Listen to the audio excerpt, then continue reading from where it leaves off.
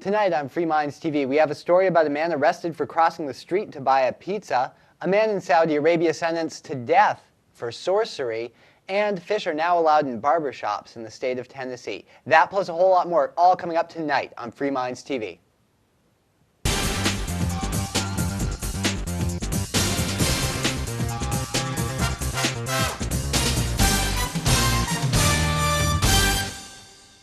And welcome to episode 151 of Free Minds TV, where we challenge you, the viewer, to consistently think outside the box. As always, it is Toby here with you. And Nick. All right, we've got a ton to get into, Nick. We are going to be talking about the healthcare bill that was rammed on through and some of the implications, some predictions on what that will mean for the future of America.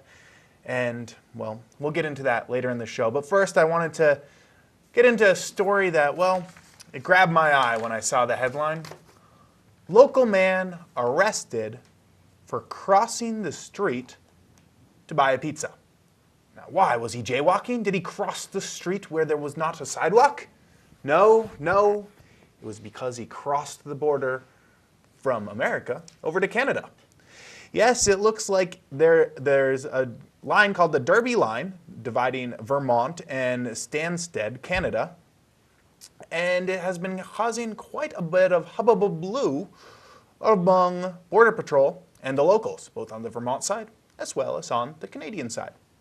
Yes, what's all this mean? Well, there's simply a street that marks the line between America and Canada in this particular spot.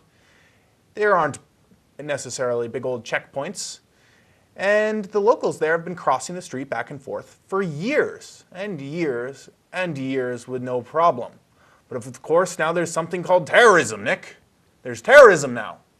Well, and everything has changed. And the locals can no longer cross the street to buy pizzas or any other business unless they're going through the proper channels and asking the border guards permission and telling them what the business will be and, you know, that passport and all that important stuff. Let's get into the story real quick and then we'll get commentary here on it, Nick. It looks like there's this guy named Buzz Roy, and he was the culprit here, who really was getting into it with the feds. First, he crossed the street to buy the pizza, and the Border Patrol came up and told him, you can't do that here. That's not allowed. And he said, well, what do you mean I can't do it? I just did it. In fact, I'm going to do it again. And he crossed back over to his side of the street. And they said, oh, you did it twice.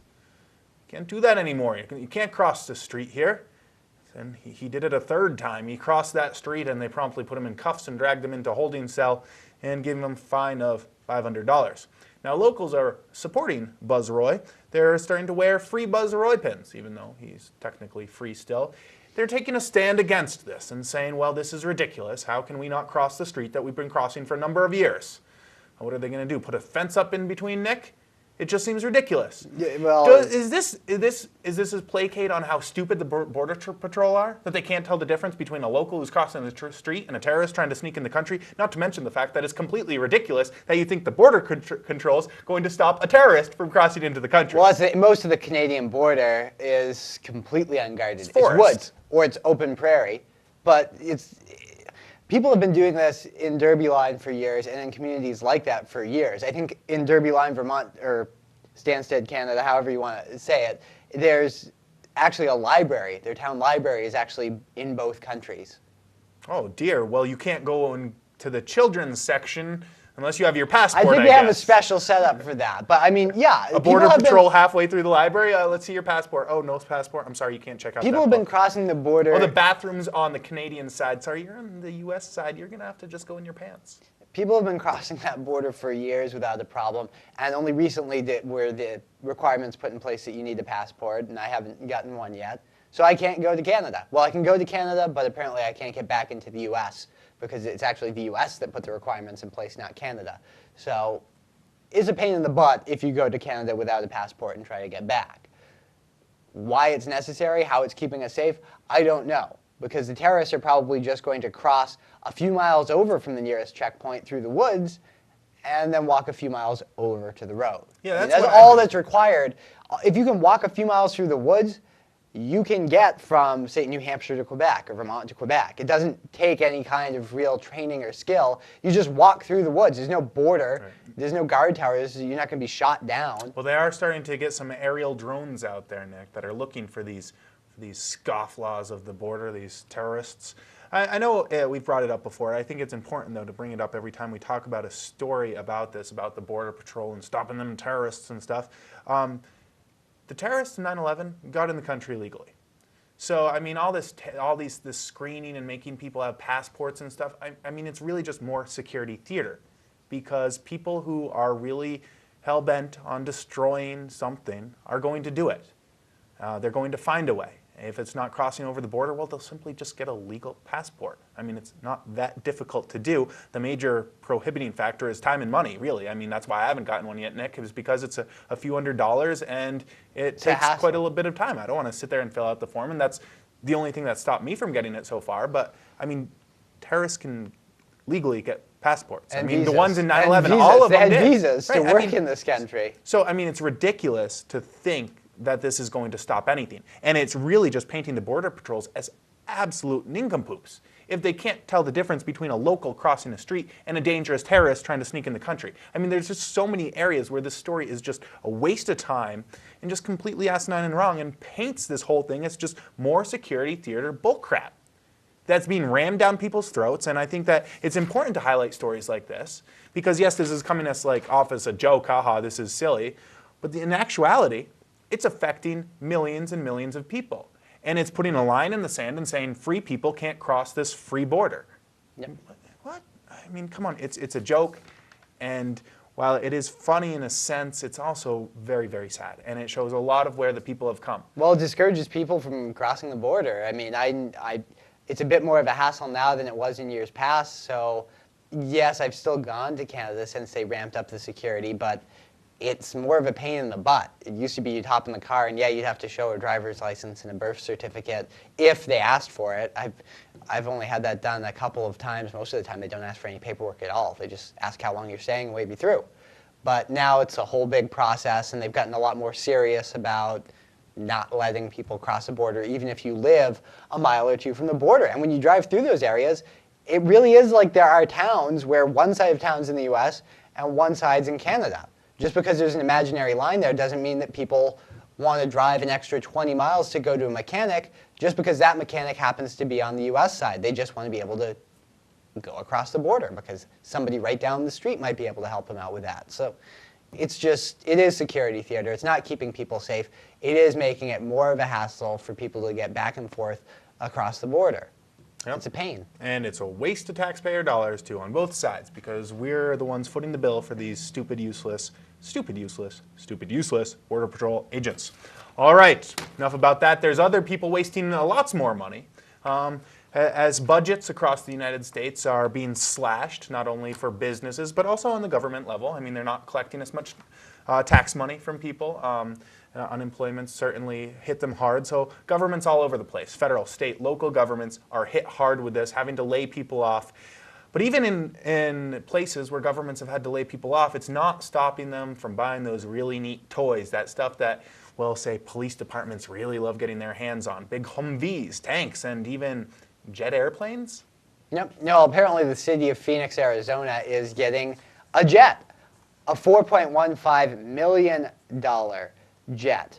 Now, apparently the voters approved the plan to purchase the Pilatus PC-12 Spectre single-engine plane in September. That's when funding became available from a voter-approved 2006 public safety bond, which also paid for a crime lab and police stations. However, at least according to a spokesperson here for the Phoenix Police, because of the way the bond was set up, the department really couldn't use that money to pay for, say, police officers or anything like that, even though the city has been laying off city workers, including police, apparently. So they're getting this brand new plane, but they're laying off police. So they might have a sweet, sweet plane, Nick, but they're not necessarily going to have someone to fly it, which is a good thing because jet fuel is very expensive. So now at least they just have a very expensive hunk of metal that they can sit in the airplane hangar or something. It seems very silly. You know, this is just a perfect picture of how bureaucracy works and how useless the government is. Because in the midst of laying people off and having budget shortfalls and not being able to run the city in the manner that the people are accustomed to, they have this grant money and they can't do anything with it because their hands are tied because they're a useless bureaucracy and this is the way it's set up and this is the way it works. It's just a perfect picture of how useless and a waste of money this is. Yeah, apparently the city already had planes. I mean, Crump, the spokesperson here for Phoenix Police, said the department has since 2003 wanted to add another plane. Its fleet includes 3 Cessnas bought in 1979, 81, and 86. So they already had 3 propeller-driven aircraft. I don't know why they needed another plane. They need one that goes even faster, Nick. I mean, you know what? I would like another plane too. I would like a first plane, but you know what? I don't need a plane, Nick. I really just don't need one, and neither do they.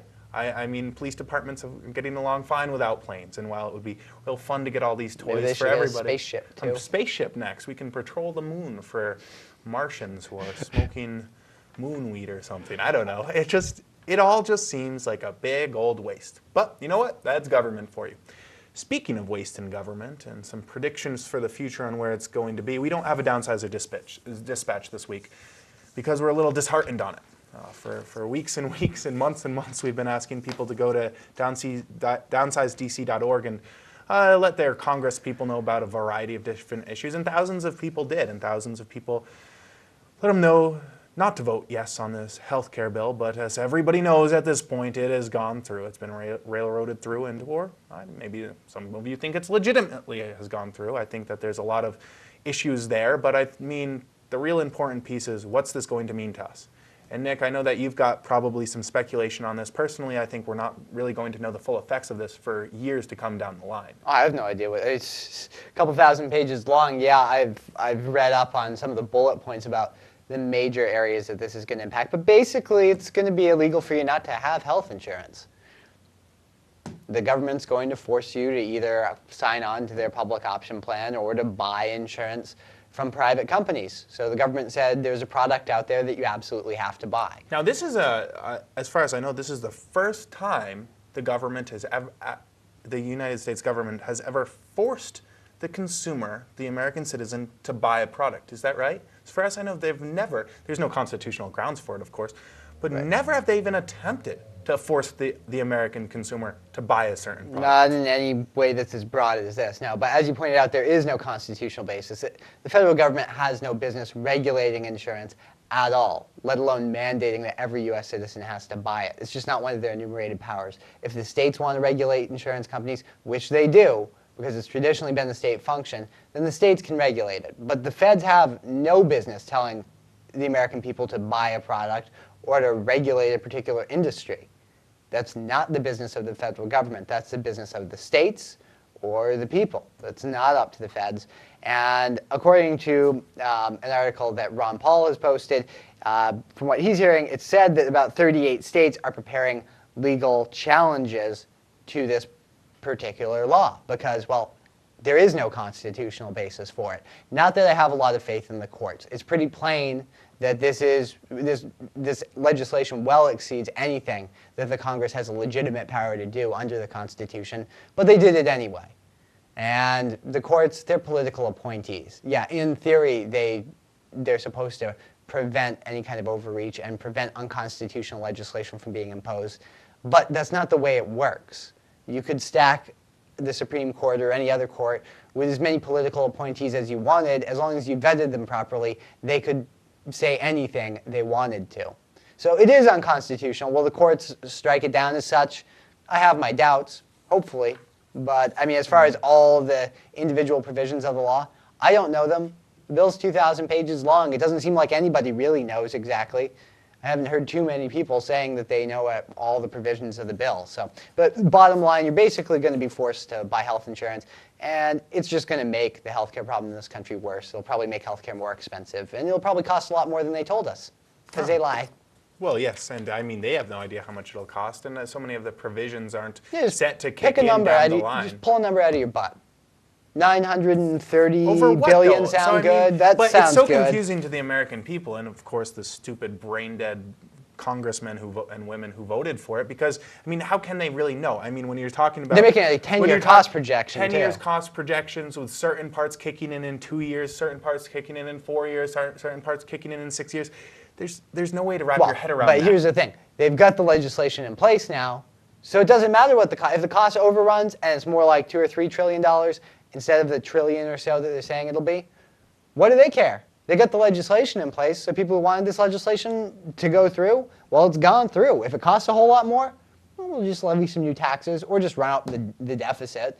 They do that all the time, but they don't care. They've got their bill. They've got their bill's been signed into law. And I did actually read in one provision that there are some exemptions, Nick. We did talk about how the Amish may become exempt for this, but another big exemption that I was reading about was congressmen themselves would be exempt from this. Surprise, surprise. Surprise, surprise. They're wanting to ramrod, give us something that they don't want. This is good for the American people, but not for us congressmen. We are rich.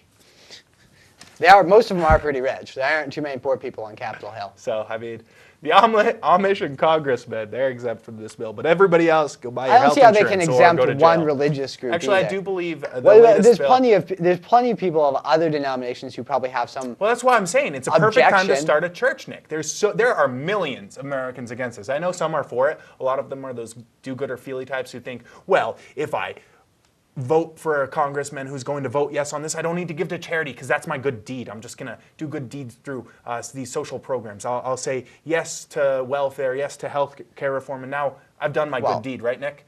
It's not like it's a handout either, though. If they were going to socialize the healthcare system, which we already have a halfway socialized healthcare system as it is, if we're going to have a socialist healthcare system, then they should just make it a socialist healthcare system and make it single payer and have the government provide it. Not that I think that's a good idea, but what they're doing here is they're forcing you to buy insurance or sign on to the public option plan. But basically, they're forcing you under the threat of jail and fines to buy insurance.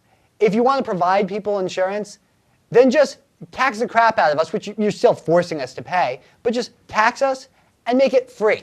Just make it so I can walk into any hospital anywhere and get my insurance. This system, it's just as onerous as a single-payer system. But much more bureaucratic. Yeah, much more bureaucratic, complicated, and private companies can still make a profit even though we're forced to do business with them. I heard the latest figure. They're hiring something like 16,000 new IRS agents to go through and audit every single American to make sure that 16,500 is the number I have. New bureaucrats, and their sole purpose is not to do any of this healthcare stuff. Their sole purpose is just to audit you, to go through your taxes, to make sure that you're buying insurance that is legal under this new plan. So, I mean, so many ridiculous things out there. But what I did want to mention, Nick, perfect opportunity to start a new church.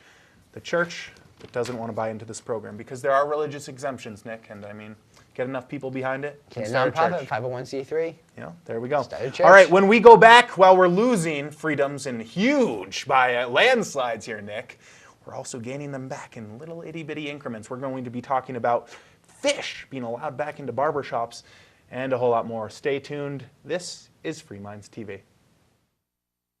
And you're watching Free Minds TV. This is William from New Hampshire Underground watching Free Minds TV.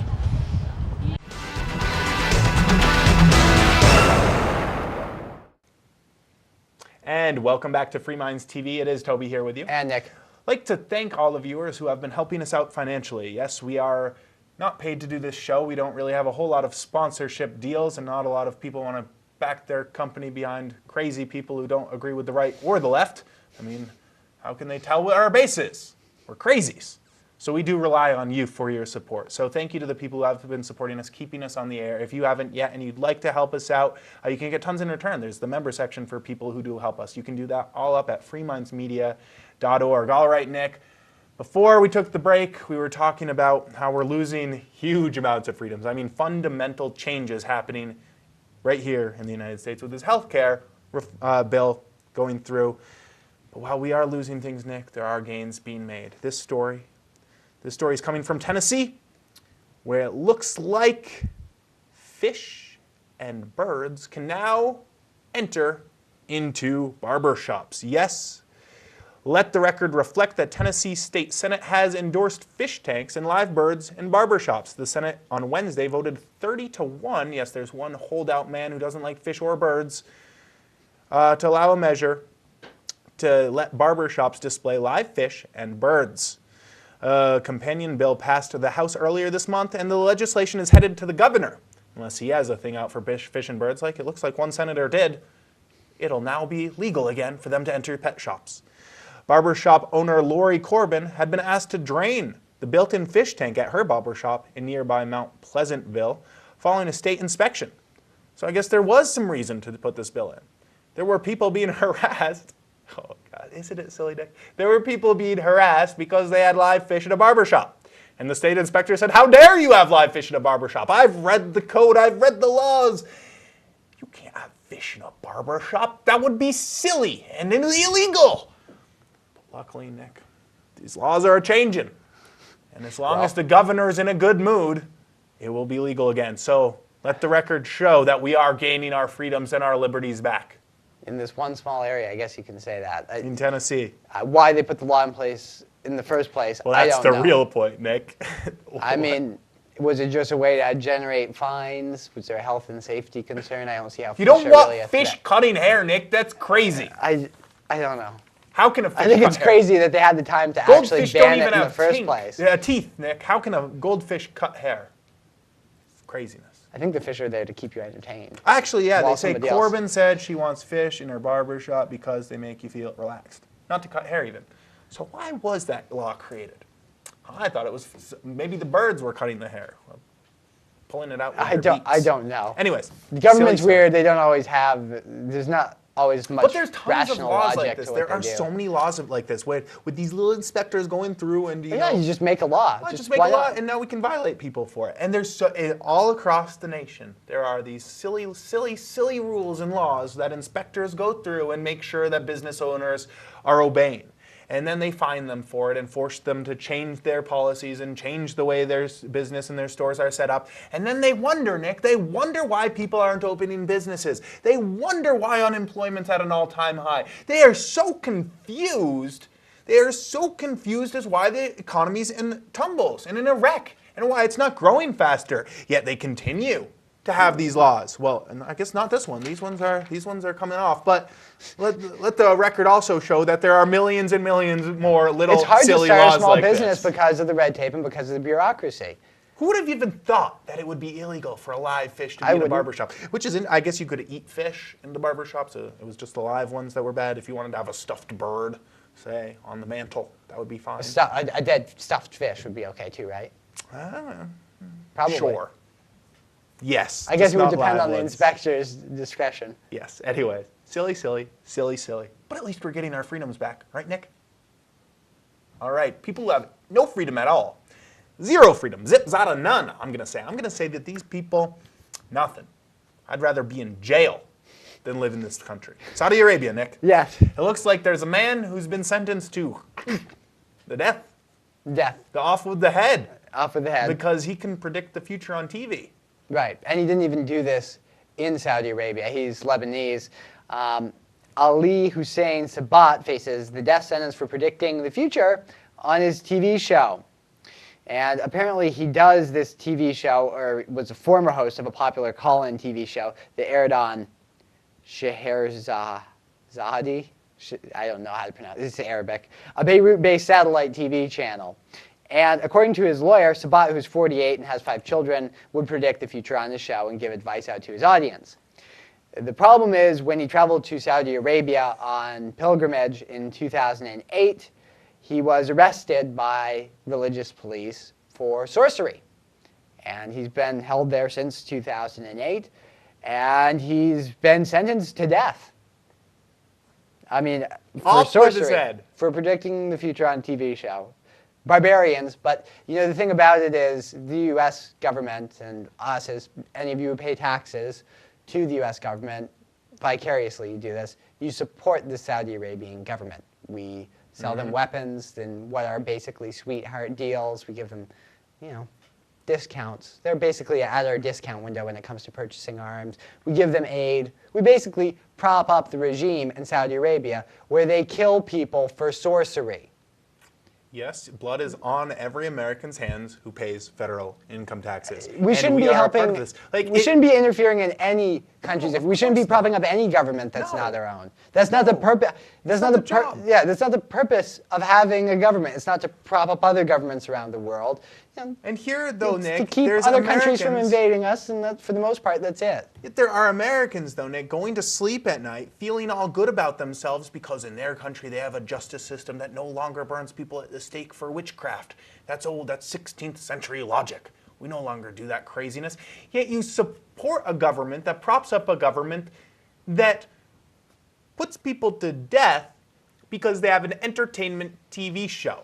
Now, let me throw this out there. I am not a fan of these TV shows that go and predict the future. I think it's horrible entertainment. It's not fun at all to watch. But that doesn't mean you should put them to death.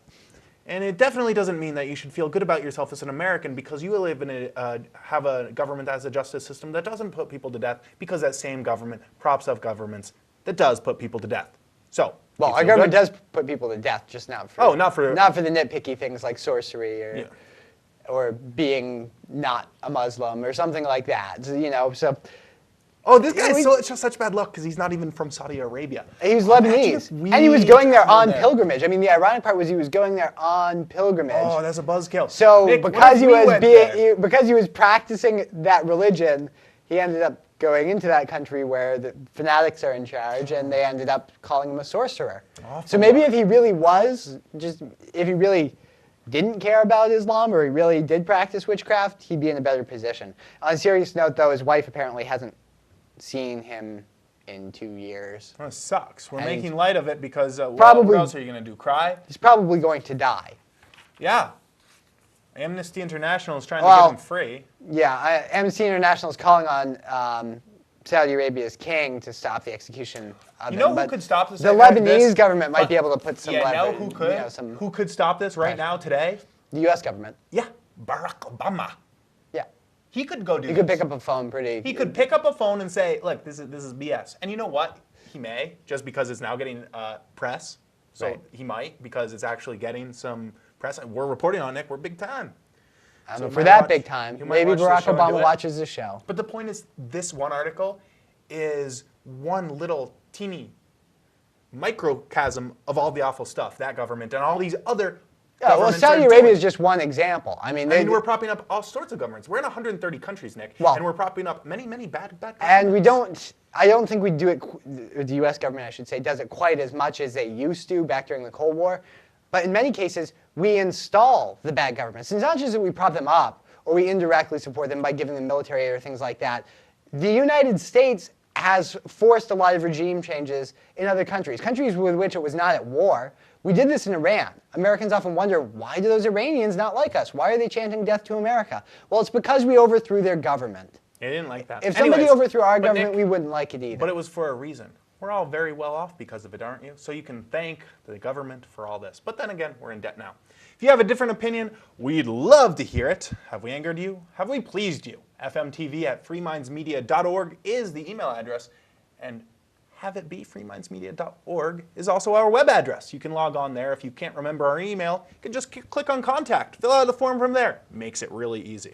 Anyways, we're out of time this week. Join us this Sunday and every Sunday live 3 to 5 p.m. Eastern Standard Time for the radio show. And we'll be back next week with an all-new TV episode. Thanks a lot. Have a good night.